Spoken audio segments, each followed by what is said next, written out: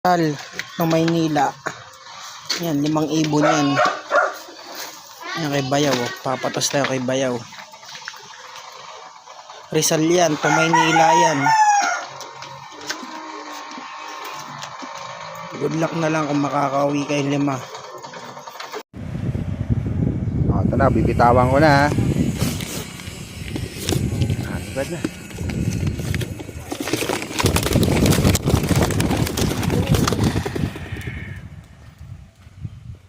Racing ba yun?